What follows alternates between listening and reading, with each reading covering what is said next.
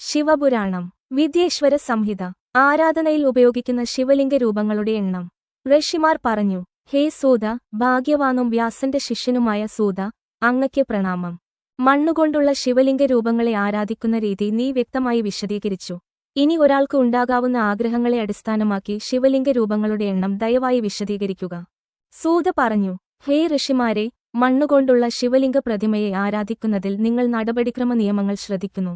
അത് പാലിക്കുന്നതിലൂടെ ഒരു മനുഷ്യൻ പൂർണ്ണ സംതൃപ്തി കൊയ്യുന്നു.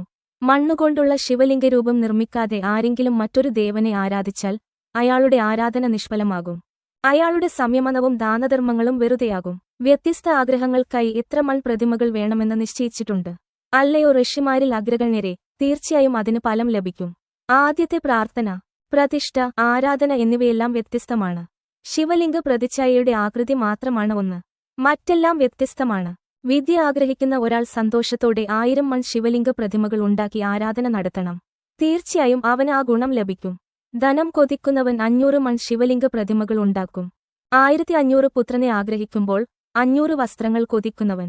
മോക്ഷം ആഗ്രഹിക്കുന്ന ഒരാൾ 1 കോടി, ഭൂമി ആഗ്രഹിക്കുന്നയാൾ 1000, കാരുണ്യം ആഗ്രഹിക്കുന്നയാൾ 3000, ഒരു പുണ്യകേന്ദ്രം ആഗ്രഹിക്കുന്നയാൾ 2000, 3000 സുഹൃത്തുക്കളെ ആഗ്രഹിക്കുന്നവൻ, നിയന്ത്രണ ശക്തി ആഗ്രഹിക്കുന്നവൻ 800, തന്റെ ശത്രുക്കളെ തുടച്ചു നീക്കാൻ ആഗ്രഹിക്കുന്നവൻ 1000, ചങ്ങലകളിൽ നിന്ന് സ്വയം മോചിതനാകാൻ ആഗ്രഹിക്കുന്ന ഒരാൾ 1500, ഒരു മഹാനായ രാജാവിൽ നിന്ന് ഭയമുണ്ടെങ്കിൽ 500, കള്ളന്മാരിൽ നിന്നും കൊള്ളക്കാരിൽ നിന്നും അപകടമുണ്ടെങ്കിൽ 200, ഹാക്കിനിയുടെയും മറ്റ് ദുഷ്ടാത്മാക്കളുടെയും ദുഷ്ടസ്വാധീനമുണ്ടെങ്കിൽ 500, ദാരിദ്ര്യത്തിൽ 5000, 10000. അങ്ങനെ ചെയ്താൽ എല്ലാ ആഗ്രഹങ്ങളും നിറവേറും. ഹേ മഹാഋഷിമാരെ, ഇനി ഞാൻ ദൈനംദിന നടപടിക്രമം പറയാം. ദയവായി കേൾക്കൂ. അത്തരത്തിലുള്ള ഒരു ശിവലിംഗം പാപങ്ങളെ ഇല്ലാതാക്കുമെന്ന് പറയപ്പെടുന്നു. 2 സമ്പത്ത് നൽകുന്നു. എല്ലാ ആഗ്രഹങ്ങളുടെയും പൂർത്തീകരണത്തിന് 3 കാരണമായി പരാമർശിക്കപ്പെടുന്നു. ഇതിനു മുകളിൽ നിശ്ചിത സംഖ്യ എത്തുന്നതുവരെ കൂടുതൽ നേട്ടങ്ങൾ ലഭിക്കും. മറ്റൊരു ഋഷിയിൽ നിന്ന് വരുന്ന മറ്റൊരു അഭിപ്രായം ഞാൻ ഇപ്പോൾ പരാമർശിക്കാം. ഇത്രയും 10000 പ്രതിമകൾ നിർമ്മിച്ചതിനു ശേഷവും ബുദ്ധിമാനായ ഒരാൾക്ക് തീർച്ചയായും നിർഭയനായി തുടരാൻ കഴിയും. ഇത് മഹാരാജാക്കന്മാരിൽ നിന്നുള്ള ഭയത്തെ ഇല്ലാതാക്കുന്നു. വിവേകമുള്ള ഒരു മനുഷ്യൻ 10000 അത്തരക്കാരെ തടവിൽ നിന്ന് മോചിപ്പിക്കാൻ പ്രേരിപ്പിക്കും. ഹാകിനിയുടെയും മറ്റ് ദുഷ്ടാത്മാക്കളുടെയും ദുഷ്ടസ്വാധീനത്തെ ഭയപ്പെടുമ്പോൾ അവൻ 7000 അത്തരക്കാരെ സൃഷ്ടിക്കും. ആൺമക്കളില്ലാത്ത ഒരാൾ 55000 ശിവലിംഗം ഉണ്ടാക്കണം.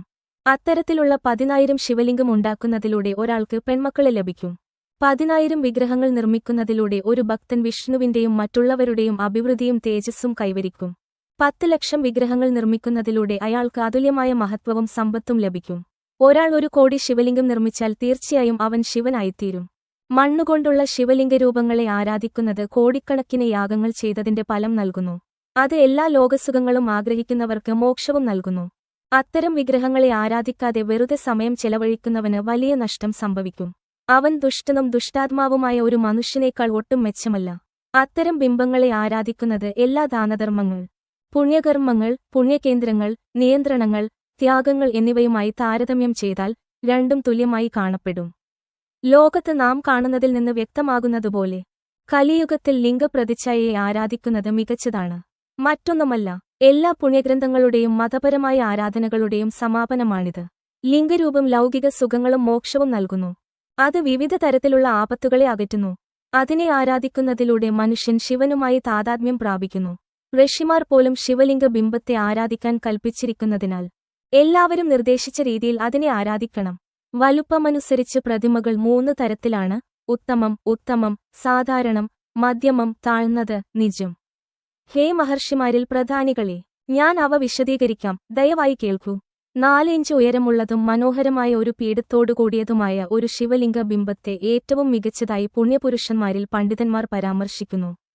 അതിന്റെ പകുതി മധ്യമമാണ്, ഇതിലും പകുതി താഴ്ന്നതാണ്. അങ്ങനെ ഞാൻ 3 തരം ശിവലിംഗം പരാമർശിച്ചു. എല്ലാ ദിവസവും അത്തരം നിരവധി വിഗ്രഹങ്ങളെ വളരെ ഭക്തിയോടും വിശ്വാസത്തോടും കൂടി ആരാധിക്കുന്ന ഒരാൾക്ക് തന്റെ ഹൃദയത്തിൽ സങ്കൽപ്പിക്കപ്പെട്ട ഏതൊരു ആഗ്രഹവും നിറവേറ്റാൻ കഴിയും. 4 വേദങ്ങളിലും ശിവലിംഗ പ്രതിഷ്ഠയെ ആരാധിക്കുന്നതിനേക്കാൾ പവിത്രമായ മറ്റൊന്നും പരാമർശിച്ചിട്ടില്ല.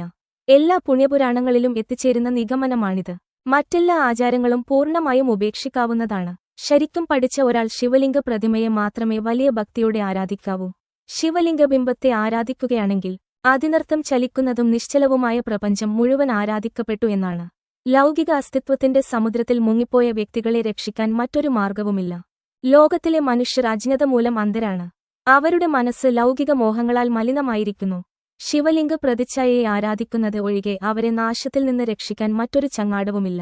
ഹരി, ബ്രഹ്മാവ് തുടങ്ങിയ ദേവന്മാർ, യക്ഷന്മാർ, രാക്ഷസന്മാർ, ഗന്ധർവന്മാർ, ചാരന്മാർ, സിദ്ധന്മാർ, ദൈത്യന്മാർ, ദാനവന്മാർ, ശേഷന്മാർ, മറ്റ് സർപ്പങ്ങൾ, ഗരുഡൻ തുടങ്ങിയ പക്ഷികൾ, എല്ലാ മനുസ്, പ്രജാപതികൾ, കിന്നരന്മാർ, മനുഷ്യർ തുടങ്ങിയവർ ധനം നൽകുന്ന ശിവലിംഗ പ്രതിമയെ വളരെ ഭക്തിയോടെ ആരാധിക്കുകയും അവരുടെ ഹൃദയങ്ങളിൽ ഉയർന്നുവരുന്ന ആഗ്രഹങ്ങൾ നേടിയെടുക്കുകയും ചെയ്തു.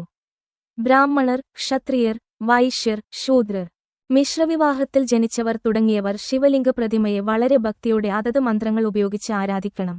ഹേ ബ്രാഹ്മണ ഋഷിമാരെ, ഞാൻ എന്തിനു കൂടുതൽ പറയണം? സ്ത്രീകൾക്കും മറ്റുള്ളവർക്കും പോലും ശിവലിംഗ പ്രതിഷ്ഠയെ ആരാധിക്കാൻ അനുവാദമുണ്ട്. ദ്വിജന്മക്കാർക്ക് വേദ ആചാരങ്ങൾ അനുസരിച്ച് നന്നായി ആരാധിക്കാൻ കഴിയും. എന്നാൽ അധികാരമില്ലാത്ത മറ്റുള്ളവർ അങ്ങനെയല്ല. ദ്വിജാതർ വൈദിക ആചാരങ്ങൾക്കനുസൃതമായി ആരാധന നടത്തണമെന്നും മറ്റ് മാർഗങ്ങൾ ഉപയോഗിക്കരുതെന്നും ഭഗവാൻ ശിവൻ തന്നെ കൽപ്പിച്ചിട്ടുണ്ട്. എന്നാൽ ദാദീജി, ഗൗതമൻ തുടങ്ങിയവരുടെ ശാപം ഏറ്റുവാങ്ങിയ ദ്വിജന്മാർ വൈദിക ആചാരങ്ങൾ വിശ്വസ്തയോടെ പാലിക്കുന്നില്ല. വൈദിക ആചാരങ്ങളെ നിരാകരിക്കുകയും സ്മൃതികളോ മറ്റേതെങ്കിലും ആചാരങ്ങളോ അനുഷ്ഠിക്കുകയും ചെയ്യുന്ന പുരുഷന് ഫലം ലഭിക്കില്ല. നിശ്ചിത രീതിയിൽ ആരാധന നടത്തിയ ശേഷം യഥാർത്ഥ ഭക്തൻ 3 ലോകങ്ങൾ അടങ്ങിയ 8 പ്രപഞ്ച ശരീരങ്ങളെ ആരാധിക്കണം. ഭൂമി, ജലം, അഗ്നി, വായു, ആകാശം, സൂര്യൻ, ചന്ദ്രൻ, യജ്ഞകൻ ഇവ 8 പ്രപഞ്ച വസ്തുക്കളാണ്. ശർവം, ഭവം, രുദ്രം, ഉഗ്രൻ, ഭീമൻ, ഈശ്വരൻ, മഹാദേവൻ, പശുപതി എന്നിവർ യഥാക്രമം ഈ പ്രപഞ്ച ശരീരങ്ങളാൽ ആരാധിക്കപ്പെടുന്ന ശിവന്റെ ആവിഷ്കാരങ്ങളാണ്. പിന്നെ വടക്കുകിഴക്ക് മുതൽ തുടങ്ങുന്ന ഭാഗങ്ങളിൽ ചന്ദനം, പച്ച അരി, പവിത്ര ഇലകൾ എന്നിവ ഉപയോഗിച്ച് ശിവപരിവാരത്തെ വളരെ ഭക്തിയോടെ ആരാധിക്കണം. അവർ ഈശാന, നന്ദി, കണ്ഠ, മഹാകാല, ഭൃങ്കിൻ, വൃഷ, സ്കന്ദ, കപർദീശ, സോമ, ശുക്രൻ എന്നിവയാണ്. മുന്നിൽ വീരഭദ്രനും പിന്നിൽ കീർത്തിമുഖനും. പിന്നെ അവൻ 11 രുദ്രന്മാരെ ആരാധിക്കണം. പിന്നെ അയാൾ പഞ്ചാക്ഷര മന്ത്രം, ശരുദ്രീയം, നിരവധി ശൈവ ശ്ലോകങ്ങൾ ചൊല്ലുകയും പഞ്ചാംഗം വായിക്കുകയും പ്രദക്ഷിണം നടത്തുകയും വേണം. പ്രണാമം ചെയ്ത ശേഷം അയാൾ ശിവലിംഗ പ്രതിച്ഛായയോട് വിട പറയും. അങ്ങനെയാണ് ഞാൻ ശിവനെ ഭക്തിപൂർവ്വം ആരാധിക്കുന്നതിനെക്കുറിച്ച് പറഞ്ഞത്. രാത്രിയിൽ എപ്പോഴും വടക്കോട്ട് ദർശനമായിട്ടാണ് ദിവ്യകർമ്മങ്ങൾ അനുഷ്ഠിക്കേണ്ടത്.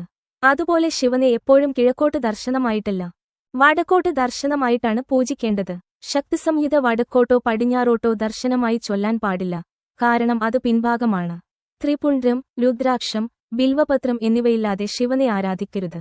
ഹേ മഹർഷിമാരെ, പൂജ നടക്കുമ്പോൾ ഭസ്മം ലഭ്യമല്ലെങ്കിൽ വെളുത്ത കളിമണ്ണ് കൊണ്ട് ത്രിപുണ്ഡ്രം നെറ്റിയിലെ 3 വരകൾ വരയ്ക്കണം. കൂടുതൽ വീഡിയോകൾക്കായി ദയവായി ചാനൽ സബ്സ്ക്രൈബ് ചെയ്യുക.